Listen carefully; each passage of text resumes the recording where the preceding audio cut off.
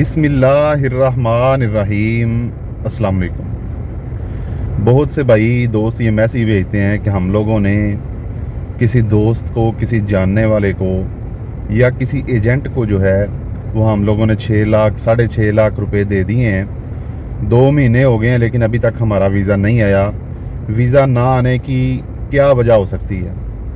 तो एक चीज़ तो मैं सबसे पहले आपको ये बता देता हूँ कि पहले आप सारे पैसे 6 लाख 6.5 लाख कोशिश किया करें कि इकट्ठे सारे पैसे आप ना दिया करें। अगर तो आपका कोई जानने वाला ऐसा है तो वो आपको ये चीज़ सही तरह से बता सकते हैं कि यहाँ वीज़ा अप्लाई करने से पहले तकरीबन कोई लोग 2 लाख लेते हैं, कोई 2.5 लाख लेते हैं, कोई 3 लाख लेते हैं। इतने पैसे वीज़ा अप्लाई करने के पहले ले लेते हैं। बेशक इतने पैसे लगते नहीं हैं लेकिन फिर भी वीज़ा अप्लाई करने से पहले इतने पैसे ले लेते हैं और बाकी पैसे उस टाइम पे देने होते हैं जब आपका वीज़ा जो है वो निकलने वाला होता है, पेमेंट पे आ जाता है। बाकी पेमेंट करके तो आपका वीज़ा ले लिया जाता है। इसलिए जब भी आप किसी से डील करते हैं तो कोशिश किया करें कि पहले जो है वो पूरे सारे के सारे पैसे ना दिया करें, ताकि अगर खुदा ना खास्ता किसी वजह से आपका वीज़ा नहीं निकलता तो आपको जो पैसे जो हैं वो वापस लेने में आसानी हो। पूरे पैसे 6 लाख 7 लाख जो है कोशिश किया करें कि आप इकट्ठे वीज़ा निकलने से पहले ना दिया करें। 2.5 लाख 3 लाख इतने तो नॉर्मल लेते हैं। इतने पैसे दे के वीज़ा अप्लाई करवाएं। वीज़ा अप्लाई करवा के जब आपका वीज़ा, आप उनसे पूछ सकते हैं कि हमारा वीज़ा जो है वो कब आएगा, हम लोगों को 1-2 दिन पहले बता देना तो हम लोग आपको जो है वो पेमेंट रेडी करके दे देंगे। जब वीज़ा निकलने वाला होता है 1-2 दिन पहले पेमेंट में आ जाता है तो फिर वो आपको बता देते हैं कि आपका वीज़ा पेमेंट में आ गया है। अब बाकी जो 3 लाख हैं या 3.5 लाख हैं वो आप जमा करवाएं और अपना वीज़ा ले लें। ये एक प्रोसीजर यहाँ पे चलता है। कुछ लोग पहले पूरे पैसे ले लेते हैं, वीज़ा वो भी दे देते हैं। कोई अपना जानने वाला हो या कोई ऐसा हो, वो अपनी सेफ साइड देखते हैं ताकि वो ना हो कि आप वीज़ा अप्लाई करवा लें, जब वीज़ा पेमेंट पे आए तो आप कहें हमारे पास अभी पैसे नहीं हैं, हम लोग थोड़े दिन वेट करो, ये हो गया है, वो हो गया है, हम बाद में दे देंगे। तो इसलिए वो अपनी सेफ साइड के लिए आपको बोलते हैं कि आप सारे पैसे पहले दे दें। अगर वो अपनी सेफ साइड देखते हैं तो आप भी अपनी सेफ साइड देखा करें और कोशिश किया करें कि पहले पूरे पैसे ना दें। दूसरी चीज़ ये है कि बहुत से लोग मैंने ऐसे भी देखे हैं कि वो अगर किसी अपने दोस्त को, किसी जानने वाले को ये बोलते हैं कि हम लोगों को वीज़ा चाहिए कोई, और साथ में ये बोल देते हैं कि आप वीज़ा अप्लाई करवा दो, जब वीज़ा आएगा तो फिर हम पैसे दे देंगे। तो मैं ये चीज़ आपको बता देता हूँ कि ऐसे आपका वीज़ा कभी भी नहीं आना। क्यों नहीं आना? क्योंकि वीज़ा अप्लाई करने के टाइम जिनसे हम लोग वीज़ा अप्लाई करवाना होता है वो लोग लाजमी एडवांस पैसे लेते ही लेते हैं। अब वो उन पे डिपेंड करता है कि वो 2 लाख लेते हैं या 3 लाख लेते हैं, कितने पैसे लेते हैं।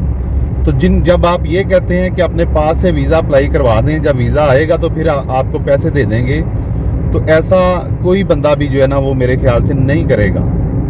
आपको वीज़े के कुछ ना कुछ पैसे पहले देने पड़ते हैं। वीज़ा अप्लाई हो जाता है, जब वीज़ा पेमेंट पे आता है फिर आप बाकी पैसे देके तो अपना वीज़ा ले सकते हैं। अगर आप ये सोचते हैं कि हम लोग अगर पैसे दे देंगे तो बाद में वीज़ा ना आया तो हमारे पैसे फंस जाएंगे, तो फिर आप वीज़ा ना लें। अगर आप किसी पे ट्रस्ट नहीं कर सकते, कोई ट्रस्टेड बंदा आपका नहीं है और आप उसको एडवांस पैसे नहीं देना चाहते, तो फिर वो बंदा भी वीज़े के मामले में आप पे ट्रस्ट नहीं कर सकता। क्योंकि कोई बंदा भी अपने पास से पैसे दे के वीज़ा अप्लाई नहीं करवाएगा आपका। अपने पास से बंदा पहले पैसे दे के वीज़ा अप्लाई करवाए, फिर एंड पे आके अगर आपको खुदा ना खास्ता कोई प्रॉब्लम बन गई है, कोई मसला बन गया है, या आप किसी और वजह से वीज़ा नहीं ले रहे, या आप किसी और बंदे से डील कर लेते हैं, तो इस बंदे के पैसे ज़ाया हो जाते हैं। इसलिए कोई भी बंदा अपने पास से पैसे लगा के आपका वीज़ा अप्लाई नहीं करवाएगा। आपको अगर कोई बंदा कहता है कि कोई बात नहीं, मैं वीज़ा अप्लाई करवा लेता हूँ, मैं ये कर लेता हूँ, वो कर लेता हूँ, आपने उसको एक दफ़ा बोला होगा कि आप वीज़ा अप्लाई करवा दो, पैसे बाद में ले लेना, या हम लोग वीज़ा आने के बाद पैसे देंगे, हम लोगों ने एडवांस कोई पैसे नहीं देने। तो इस तरह से फिर आपका कोई भी बंदा जो है ना वो आपका वीज़ा अप्लाई नहीं करवाएगा। जो लोग ये काम करते हैं, जो लोग ये वीज़ा लेके देते हैं, वो लाजमी एडवांस पैसे लेके वीज़ा अप्लाई करने वाले को देते हैं। वो अब 60% हो, वो 50% हो, कितने भी हों, वो लाजमी एडवांस पे करने पड़ते हैं। फिर आपका वीज़ा अप्लाई होता है। बाकी पैसे आपने तब देने होते हैं जब वीज़े का प्रोसेस पूरा हो जाता है।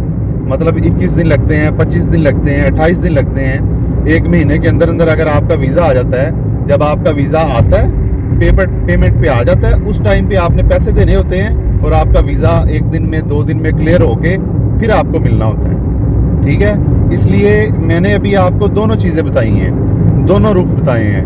पहली बात तो ये है कि जब आप वीज़ा किसी से लेते हैं तो वो जितने पैसे आपको बोल रहे हैं पूरे के पूरे पैसे, कोशिश करें कि पूरे के पूरे पैसे एडवांस ना दें। दूसरी चीज़ कि जब भी आप किसी से वीज़ा का कहते हैं तो उससे पूछ लें कि एडवांस कितने लेंगे। उसमें आप निगोशिएट कर सकते हैं कि हम लोग इतने नहीं दे सकते, हम लोग इतने दे सकते हैं, लेकिन बगैर एडवांस दिए सिर्फ़ और सिर्फ आपको लारा मिलेगा, आपको वीज़ा नहीं मिलेगा।